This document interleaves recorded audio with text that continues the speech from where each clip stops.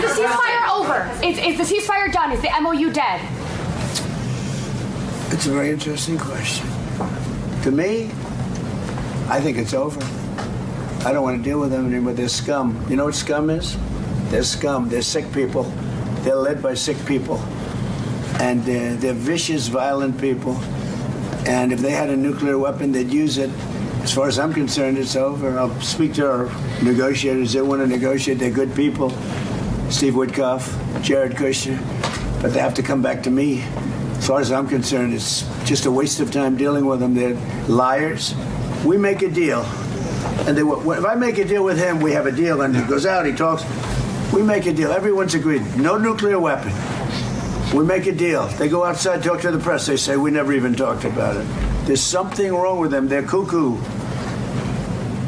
As far as I'm concerned, it's over. Before the second day of the NATO summit even got underway, President Donald Trump completely reshaped the atmosphere with a barrage of forceful remarks aimed not only at Iran, but also at several of America's own NATO allies. Taken as a whole, his statements delivered one unmistakable message. U.S. foreign policy is entering a far more assertive era, one in which Washington will no longer subordinate its strategic interests to the traditional rules of diplomatic restraint. The most explosive moment came when President Trump all but declared the ceasefire with Iran dead. Asked whether the ceasefire was still in effect, he answered bluntly that, in his view, it was over. He then escalated his rhetoric even further, referring to Iran's ruling leadership as scumbags, and making it abundantly clear that he no longer has any faith in Tehran's willingness to negotiate in good faith. Behind those uncompromising words lies what appears to be a profound strategic shift. According to national security and military analyst Dr. Rebecca Grant, the White House has likely concluded that diplomacy has reached its limits.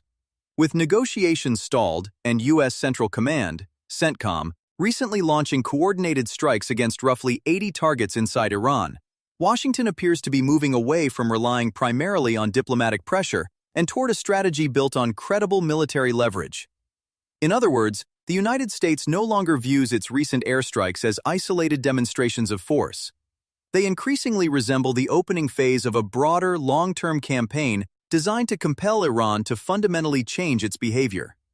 If Tehran continues threatening American interests, whether by jeopardizing maritime traffic through the Strait of Hormuz or pressing ahead with its nuclear ambitions, the prospect of additional military action is no longer a distant possibility. It has become a realistic strategic option. Equally significant is the fact that America's military posture across the region has remained virtually unchanged. Nearly 50,000 U.S. troops, backed by powerful land, air, and naval strike forces, continue to maintain a high level of operational readiness throughout the Middle East. That deployment sends an unmistakable signal. Washington intends to preserve the ability to respond immediately and decisively should the crisis escalate.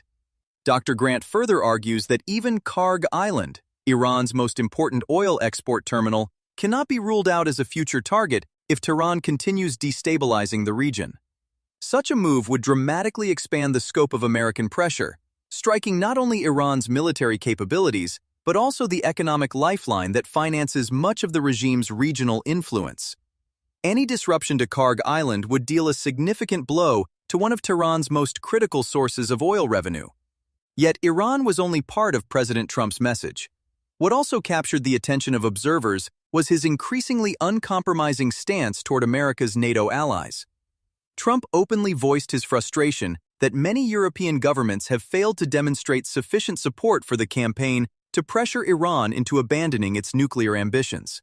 From his perspective, the United States continues to bear the overwhelming share of the financial costs and security risks, while too many allies have yet to assume responsibilities proportionate to the protection they receive. That same philosophy was unmistakably reflected in his remarks about Spain.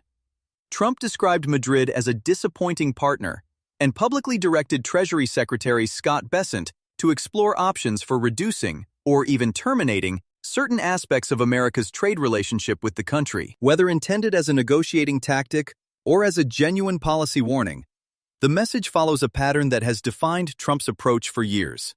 Economic leverage is a strategic weapon. In his view, alliances are partnerships, not charitable arrangements. If America's allies expect Washington to guarantee their security, they must be prepared to shoulder a fair share of the burden. Otherwise, they should not assume the United States will continue paying the bill indefinitely. Trump also revived another issue that has repeatedly surfaced during his presidency: Greenland. He once again underscored the island's extraordinary strategic importance to the United States. From Arctic dominance and ballistic missile early warning systems to access to critical rare earth minerals essential for America's defense industrial base, Greenland occupies a position that extends far beyond geography. In Washington's strategic calculus, control of the Arctic is increasingly becoming synonymous with maintaining America's long-term military and geopolitical advantage. What is particularly noteworthy is that President Trump is no longer speaking about Greenland as a symbolic aspiration or a political talking point. Instead, he is increasingly framing it as a long-term national security objective. That shift suggests Washington has every intention of expanding its military and economic footprint in the Arctic, regardless of continued objections from Denmark. In Trump's strategic vision, Greenland is no longer simply an island. It is a critical piece of America's future security architecture. Another issue that underscores the Trump administration's pragmatic approach is the possibility of bringing Turkey back into the F-35 fighter program. Turkey's participation was suspended after Ankara purchased Russia's S-400 air defense system, raising serious concerns about the security of America's most advanced stealth fighter. But according to Dr. Rebecca Grant, today's strategic landscape looks very different.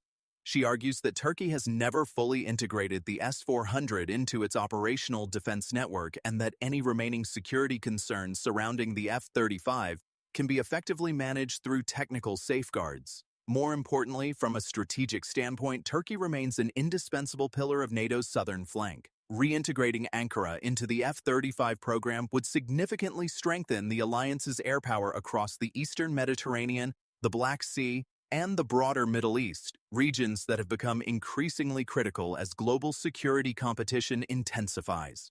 At the same time, President Trump's meeting with Syria's new leader carries implications that extend far beyond diplomacy. With the collapse of the previous government, a regime long aligned with Iran, Washington now sees a rare opportunity to reshape the balance of power inside Syria. Should the new leadership continue distancing itself from Tehran, the United States could gradually ease sanctions, revive economic engagement, and support Damascus in rebuilding stability. Such a shift would not merely change Syria's future, it would further weaken one of Iran's most important strategic footholds in the region. Viewed as a whole, President Trump's remarks throughout the second day of the NATO summit reveal a remarkably consistent strategic doctrine: deter America's adversaries through overwhelming military strength, pressure allies through economic leverage, and reshape international partnerships based on one overriding principle: whether they directly advance the national interests of the United States. That is the common thread running through every major statement he delivered.